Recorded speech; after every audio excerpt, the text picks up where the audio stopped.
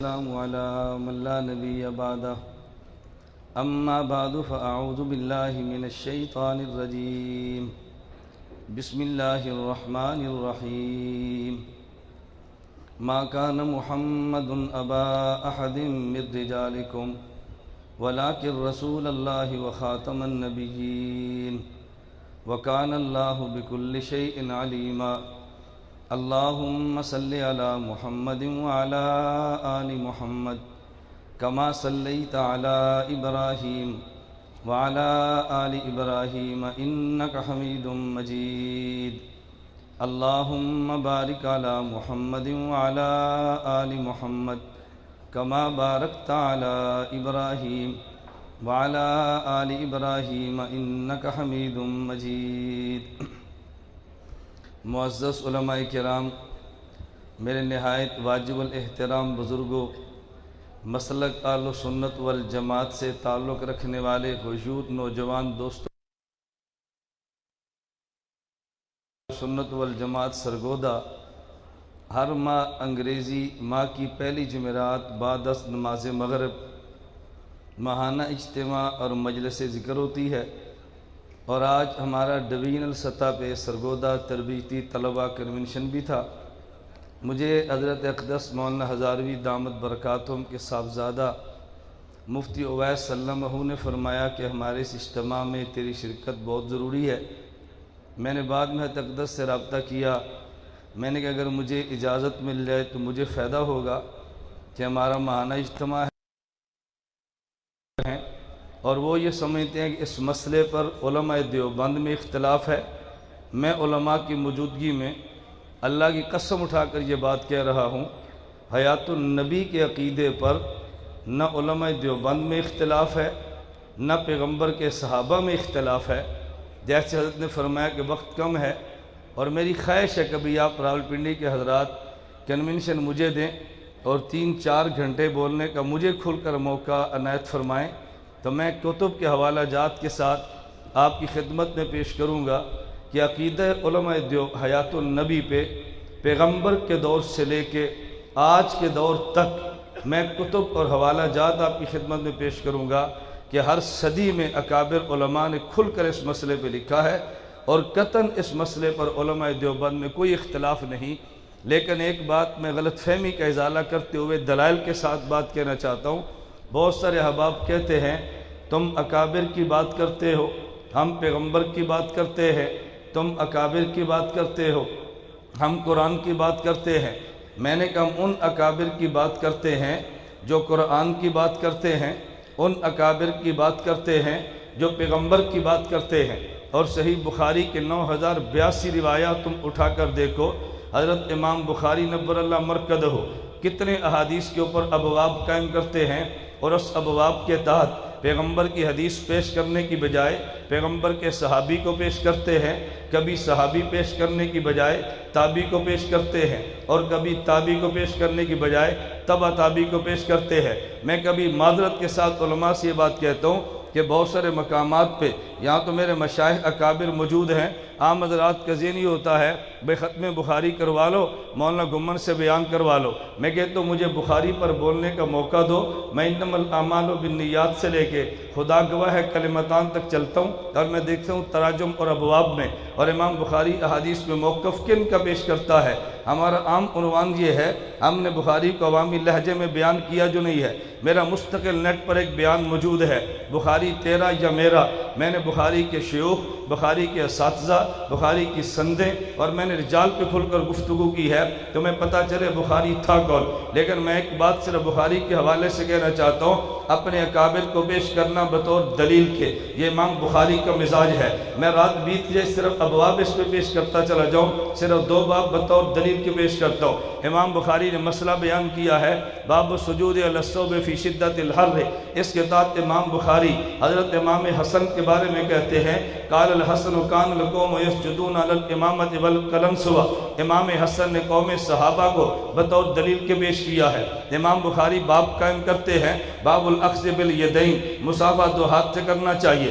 امام بخاری فرماتے ہیں صافہ حماد بن زید ابن المبارک بیدیہ، حماد بن زید ابن مبارک سے دو ہاتھوں سے مسافہ کیا تھا۔ تو امام بخاری تو اکابر کی بات کرتا ہے، بخاری مانتا ہو اور پھر اکابر کی بات نہ کرے، مجھے تعجب ہے تیری عقل پہ۔ کبھی قرآنی آیات ہمارے خلاف پیش کریں گے، اور اس سورہ بقرہ آیت نمبر 170 میں موجود ہے۔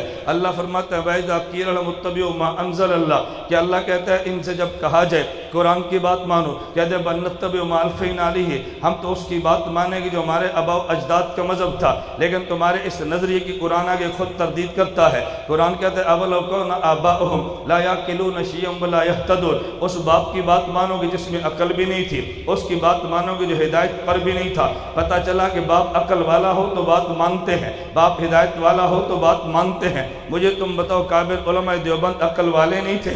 اکابر علماء دیوبند ہدایت یافتہ نہیں تھے؟ عقل اور ہدایت والے کی بات ماننا یہ قرآن کے خلاف نہیں ہے۔ تمہیں کس احمق نے دھوکے کے اندر ڈالا ہے؟ خیر میں نے عرض کیا میں تمہید چھوڑ کے بات کرتا ہوں۔ میرا یہ دعویٰ ہے عقیدہ حیات النبی علماء دیوبند کا متفق علیہ عقیدہ ہے، اور میں چیلنج کے ساتھ بات کہوں گا، پورے مجمع ایک چٹ پیش کر دی جائے اکابر علماء دیوبند میں کوئی ایسا دیوبندی بزرگ موجود ہو فریقین جس کی طرف اپنی نسبت کرتے ہو اور اس کا عقیدہ حیات النبی کا نہ ہو، تو میں ایک چٹ پوچھے پیش کر دو، میں اپنے موقف سے پیچھے ہٹ جاؤں گا۔ یہ موقف میرا نہیں ہے، میرے اکابر علماء دیوبند کا موقف موجود ہے۔ میں آپ کی خدمت میں کتب پیش کرتا ہوں، میرے پاس صحیح بخاری جلد اول صفحہ 517 موجود ہے۔ اب میں کھول کر دکھاؤں گا تو بات لمبی ہوگی۔ شیخ محدث سہارنپوری رحمۃ اللہ علیہ یہ وہ شخص ہے جو دیوبند کا بانی ہے، اس نے دیوبند پہ اینٹ رکھی ہے، 5 اینٹیں دیوبند کے بانی رکھی ہے، ان میں ایک نام شیخ احمد سہارنپوری ہے۔ شیخ احمد سہارنپوری رحمۃ اللہ علیہ فرماتے ہیں بل احسن ان یقال ان حیاتہ، اللہ کے پیغمبر کے بارے میں کہ پیغمبر کے بارے میں بہتر یہ ہے کہ بات یہ کی جائے کہ لا تقبها موتا، پیغمبر کی حیات کے بعد قبر میں موت نہیں آتی، بل یستمر حیا، بلکہ پیغمبر ہمیشہ قبر میں زندہ رہتا ہے۔ میرے ہاتھ میں کتاب موجود ہے ہدیۃ الشیعہ، حضرت مولانا قاسم نانوتوی رحمۃ اللہ علیہ کی کتاب ہے، صفحہ نمبر 359 پہ لکھتے ہیں تمام انبیاء بالیقین اپنی قبروں میں زندہ ہیں۔ مولانا قاسم نانوتوی کا موقف میں اگر کتابیں گنواؤں گا تو بہت وقت گزر جائے گا۔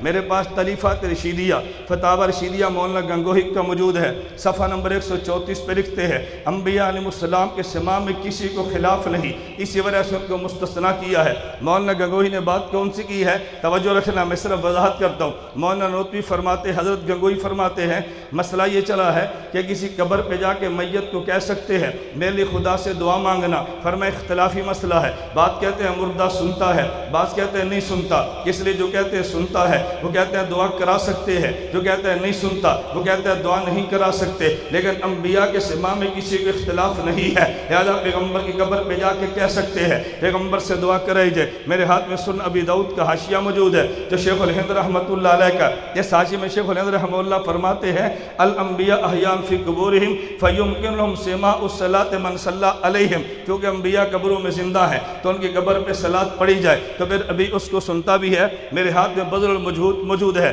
شیخ زکریا رحمۃ اللہ علیہ کے شیخ حضرت سہارنپوری نے لکھی ہے، فرماتے ہیں ان نبی اللہ صلی اللہ علیہ وسلم حی فی قبرہ کما ان الانبیاء علیہ السلام احیاء فی قبورہم، ہمارے نبی قبر میں ایسے زندہ ہیں جیسے بقیہ تمام انبیاء اپنی قبروں میں زندہ ہیں۔ اشرف الجواب حکیم الامت تھانوی کا موجود ہے، صفحہ نمبر 321 پہ لکھتے ہیں بہرحال یہ با اتفاق امت ثابت ہے انبیاء علیہ السلام اپنی قبروں میں زندہ ہیں۔ الشہاب الثاقب میرے ہاتھ میں حسین مدنی رحمۃ اللہ علیہ شیخ العرب والعجم کی کتاب ہے جو احمد رضا خان کے اشکالات کے جواب میں لکھی گئی ہے۔ شیخ فرماتے حضرت علیہ السلام قبر مبارک میں زندہ ہیں، صفحہ نمبر 320 الشہاب الثاقب کا مطالعہ فرمائیے۔ میرے ہاتھ میں کتاب خطبات حکیم الاسلام موجود ہے، قاری محمد طیب نور اللہ مرکزہ، صفحہ نمبر 18 پہ لکھتے ہیں علماء دیوبند صرف یہی نہیں کہتے حضور اکرم صلی اللہ علیہ وسلم قبر مبارک میں مٹی میں بالکل سے سالم محفوظ اور محفوظ رہے گا، بلکہ علماء دیوبند کا عقیدہ یہ ہے کہ نبی کریم صلی اللہ علیہ وسلم آج بھی اسی طرح سے جسم کے ساتھ زندہ ہیں جس طرح سے جسم کے ساتھ دنیا میں زندہ تھے، اس میں ذرہ برابر بھی فرق نہیں آیا۔ میرے ہاتھ میں کتاب موجود ہے صحیح مسلم کا حاشیہ، تو صحیح مسلم کے شرح فتح الملہم علامہ شبیر احمد عثمانی رحمۃ اللہ علیہ کی فرمانے لگے، بڑی وضاحت سے بات کی ہے، فرمایا قبر علی آخرہم الصلاۃ علی قبر النبی هو حی فی قبر الشریف ولحوم الانبیاء حلام علی الارض، انبیاء قبروں میں زندہ بھی ہیں اور انبیاء کے اجسام اللہ نے قبر مبارک میں محفوظ بھی رکھے ہیں۔ علامہ ظفر احمد عثمانی رحمۃ اللہ علیہ کی میرے ہاتھ میں کتاب موجود ہے۔ علامہ عثمانی فرماتے ہیں قال المتکلمون المحققون من اصحابنا ان نبینا صلی اللہ علیہ وسلم حی بعد وفاتہ، محققین کا فیصلہ ہے انبیاء وفات کے بعد قبور مبارکہ میں زندہ گئے۔ شیخ زکریا کا رسالہ فضائل درود شریف موجود ہے، صفحہ 25 پہ لکھتے ہیں انبیاء علیہ السلام اپنے قبور میں زندہ ہے۔ میرے ہاتھ میں کتاب موجود ہے سیرت المصطفیٰ، علامہ کاندھلوی رحمۃ اللہ علیہ کی، علامہ کاندھلوی رحمۃ اللہ علیہ جلد سوم صفحہ 162 پہ لکھتے ہیں تمام اہل سنت والجماعت کا اجماعی عقیدہ ہے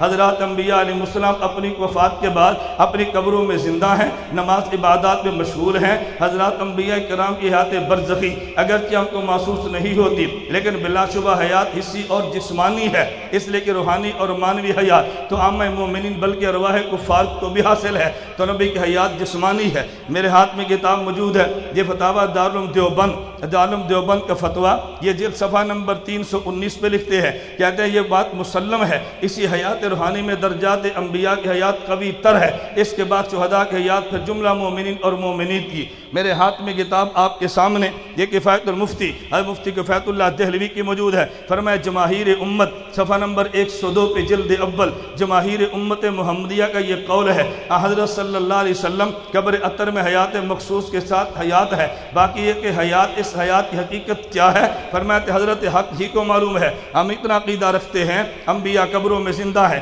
فتاویٰ رحیمیہ میرے ہاتھ میں موجود ہے، یہاں پہ مولانا عبدالرحیم لاجپوری رحمۃ اللہ علیہ یہ تحریر فرماتے ہیں کتاب الانبیاء صفحہ نمبر 113 پہ کھل کر بات کی ہے انبیاء علیہ السلام قبور مبارک میں زندہ، حدیث شریف سے ثابت ہے حضرات انبیاء علیہ السلام اپنی قبروں میں حیات ہیں اور نماز پڑھتے ہیں۔ میرے ہاتھ میں کتاب موجود ہے فتاویٰ مفتی محمود، توجہ رکھیں یہ فتاویٰ مفتی محمود کن کا ہے؟ حضرت مفتی اعظم مفتی محمود رحمۃ اللہ علیہ، کون نہیں جانتا؟ اور میرے دوستو آپ کے علم میں ہونا چاہیے، میں مانسیرہ میں گیا، مجھے بعض حضرات کہنے لگے مولانا حیات النبی کا تذکرہ نہ کرنا، میں نے کہا عقیدہ تم نے لکھا ہے تذکرہ میں نہ کرنا، کہتے ہیں کیا مطلب؟ کہتے ہیں ہمارے ماحول کو خراب نہ کرنا۔ میں نے کہا اگر ماحول کو خراب کرنا ہے تو پھر مفتی محمود رحمۃ اللہ علیہ سے پوچھو، مجھے کہتے ہیں کیا مطلب؟ میں نے کہا جب حیات النبی کے مسئلے پر اختلاف ہوا مفتی محمود رحمۃ اللہ علیہ نے جمعیت علماء اسلام کی مرکزی شورا کا اجلاس جامعہ مدنیہ لاہور میں بلوایا، 5 رکنی کمیٹی بنی ہے عقیدہ حیات النبی پر کتاب لکھنے کے لیے، اور انتخاب شیخ سرفراز کا ہوا،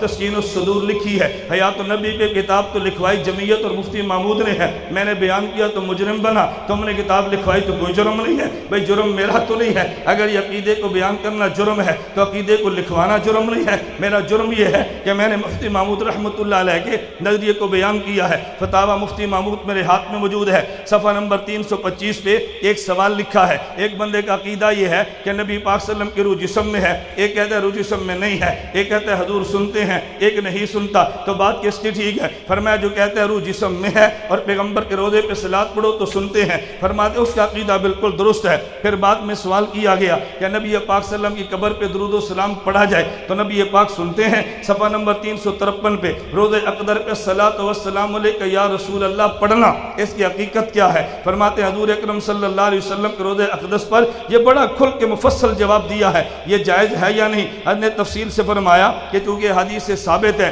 اس لیے پیغمبر قبر میں زندہ بھی ہیں اور پیغمبر کی قبر پہ صلاۃ و السلام علیکہ یا رسول اللہ پڑھنا جائز بھی ہے۔ مولانا محمد علی جلندری کے سوان افکار موجود ہیں، اس کے صفحہ نمبر 324 پہ یہ کھل کے لکھا ہمارا عقیدہ یہ ہے ہم آل و سنت حضور پاک صلی اللہ علیہ وسلم کو دنیاوی جسد اطہر میں جو حیات مانتے ہیں وہ ان کی روح کے تعلق سے مانتے ہیں، پتری حیات انسانی روح سے نہیں، یہ اکثر خالی ہوتی ہے، اس لیے اس پتری حیات کا قابل آل و سنت میں سے کوئی بھی قائل نہیں جو حضرت کے دنیاوی جسد اطہر میں اس پتری حیات کا قائل ہو، آل و سنت والجماعت کے اجماعی عقیدے کا منکر ہے۔ میرے ہاتھ میں کتاب موجود ہے آسن الفتاویٰ حضرت مفتی رشید احمد رضوانی رب اللہ مرقدہ کا، صفحہ نمبر 561 پہ ایک لمبی بحث کی ہے، اگر میں بحث کروں گا تو بہت بات بڑی ہو جائے گی۔ حضرت نے بحث کی ہے کہ یہ قرآن کریم میں آیت ہے وَلَوْ أَنَّمْ إِذْ ظَلَمُوا أَنفُسَهُمْ جَاءُوكَ فَاسْتَغْفَرُوا اللَّهَ، اگر کوئی بندہ گناہ کر لے پھر نبی کے پاس آئے اور حضور سے دعا کرائے تو دعا کروانا جائزہ کہ نہیں؟ فرمایا اس زندگی میں بھی جائز تھا اور پیغمبر کی وفات کے بعد قبر پہ جا کے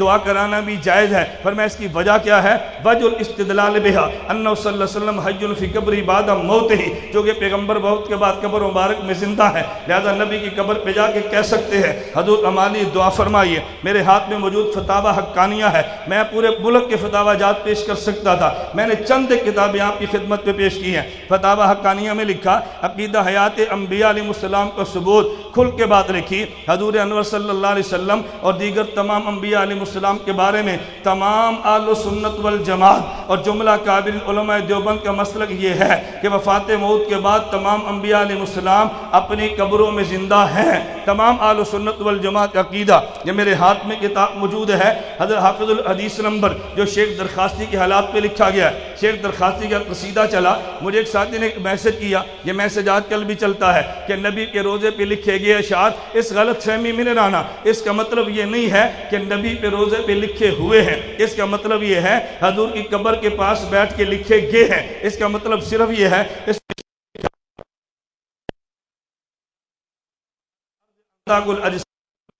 انبیاء قبروں میں زندہ ہیں۔ میرے ہاتھ میں کتاب موجود معارف الحدیث علامہ نعمانی رحمت اللہ علیہ کی ہے، اس کی جلد نمبر 4 صفحہ نمبر 458 پہ رسول اللہ صلی اللہ علیہ وسلم اپنی قبر مبارک میں بلکہ تمام انبیاء کا اپنی قبور منورہ اپنی منور قبور میں زندہ ہونا جمہور امت کے مسلمات میں سے ہے۔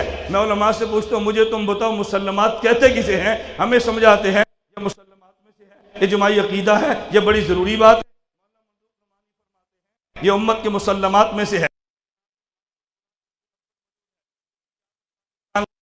شفیع رحمت اللہ علیہ صفحہ نمبر 397 پہ حیات جس میں حضرات انبیاء شہداء سے بھی زیادہ امتیاز و قوت رکھتے ہیں، پیغمبر کے برس سے حیات حاصل ہے۔ فتاوی عثمانی جو ہمارے دارالعلوم دیوبند سے دارالعلوم کراچی سے مفتی علماء دیوبند کا مسلک، اس پہ لکھتے ہیں انبیاء وفات کے بعد اپنی قبور میں حیات جسمانی کے ساتھ زندہ ہیں، عالم برزخ میں ہونے کی وجہ سے یہ زندگی برزخی ہے۔ حضور صلی اللہ علیہ وسلم کی روح مبارک اور جسد اطہر کا تعلق قائم ہے، گو اس کی کیفیت ہمیں معلوم نہیں ہے۔ انبیاء علیہ السلام اپنی قبور میں زائرین کے درود و سلام کو سنتے ہیں اور اس کا جواب بھی دیتے ہیں، معلوم نہیں ہے۔ یہ میرے ہاتھ میں کتاب موجود ہے جو خیر پورے ایک صفحے پہ یہ مسئلہ لکھا، مسئلہ زیر بحث حیات النبی میں، جہاں تک اپنے ہمارے ذوق کا تعلق ہے، دیوبندیت تو بندی حضرت صلی اللہ علیہ وسلم کو حیات دنیاوی کے ساتھ زندہ مانا جائے، کیوں نبی کا منکر۔ میں نے آپ حضرات کی خدمت میں چند کتابیں علماء دیوبند کے پیش کر دی ہیں۔ میرے دوستو بات ذہن نشین فرما لو، آپ کے ذہن میں ایک الجھن پیدا ہوگی، میں اس کو بھی واضح کر دوں۔ بھائی مولانا گمن کو چاہیے تھا قرآن پڑھتا، اس کو چاہیے تھا حدیث پڑھتا، علماء دیوبند اکابر کی بات کیوں کرتا ہے؟ میں کہتا ہوں آج جھگڑا یہ نہیں ہے، جھگڑا صرف یہ ہے کہ جب میں عقیدہ حیات النبی کی بات کرتا ہوں، بیٹا بیٹھ جائے ایک منٹ، جب ہم عقیدہ حیات النبی کی توجہ رکھنا ہم بات کرتے ہیں، ادھر سے الزام یہ لگتا ہے کہ یہ بریلوی ہیں، ہم یہ کہتے ہیں نہیں جب وہ حیات النبی کا انکار کرتا ہے میں کہتا ہوں تم غیر مقلد ہو، وہ مجھے بریلوی کہتا ہے میں اسے غیر مقلد کہتا ہوں۔ لوگ پوچھتے ہیں بھی دیوبندیت کا نظریہ کیا ہے؟ میں کہتا ہوں یہ مسئلہ صاف ہو جانا چاہیے، یہ دیوبند کا نظریہ کون سا ہے؟ ہماری ایک مرتبہ گجرانوالہ گفتگو چلی، مناظرین جمع ہوئے، کبھی مجھے لوگ کہتے تو گفتگو کرتا کیوں نہیں ہے؟ میں کہتا ہوں بات تو اصول سے ہونی چاہیے۔ میں نے کہا تم بھی خود کو دیوبندی کہتے ہو، ہم بھی خود کو دیوبندی کہتے ہیں، اس کا مطلب یہ ہے کہ دیوبند کو تم بھی صحیح سمجھتے ہو، ہم بھی صحیح سمجھتے ہیں۔ جھگڑا تو یہ کہ دیوبند کا عقیدہ کیا ہے؟ اگر عقیدہ مماد دیوبند کا ہے تو دیوبندی تم ہو، اگر عقیدہ حیات دیوبند کا ہے تو دیوبندی ہم ہیں۔ پہلے یہ تو بات کر لو دیوبندی کون ہے؟ میں نے کتب دیوبند سے ثابت کیا ہے میرے نبی قبر میں زندہ ہے، علماء اہل سنت کا اجماعی عقیدہ ہے، علماء دیوبند کا یہی عقیدہ ہے، اور جو نبی کو قبر میں زندہ نہیں مانتا اہل سنت والجماعت بھی نہیں ہے، وہ دیوبند بھی نہیں ہے۔ آپ میری تائید کرتے ہیں؟ توجہ، آپ میری تائید فرماتے ہیں؟ بولیے بھائی تائید فرماتے ہیں؟ ایک منٹ آپ تائید کرتے ہیں؟ جن کا نظریہ ہے کہ اللہ کے نبی قبر میں زندہ ہے ہاتھ کھڑے کرو، توجہ۔ اور جن کا یہ نظریہ ہو کہ جو مماتی بھی دیوبندی ہے وہ بھی ہاتھ کھڑا کرو۔